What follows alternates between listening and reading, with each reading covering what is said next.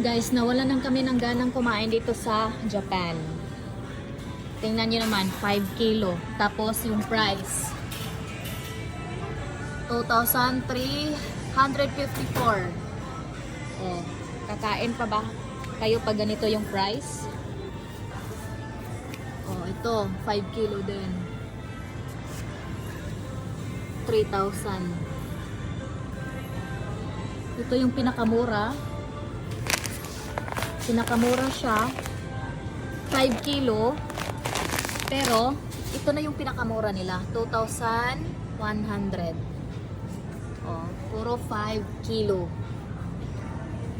Ayan. Kain pa ba kayo pag ganito yung bigas nyo?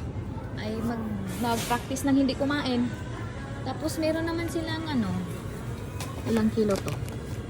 2 kilo. 1,000. Tapos 2 kilo, 1,000. 1,000. Yung pinakamura is 900. Ito, 1,050. Ano kayang klaseng ano to? Bigas. Agiti. Ito. Kaya yung mga OFW dito sa Japan ay mag-practice ng hindi kumain. Practice na. Nakawala na ng gana mga guys. Wala na yung gana mukaon o kanon.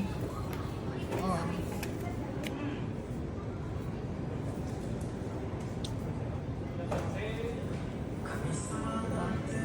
Kung kayo ay ano na lang, huwag nawala na hindi nakakain. Huwag na nagkakain. By piso din naman, ito yung pinakamura, 190.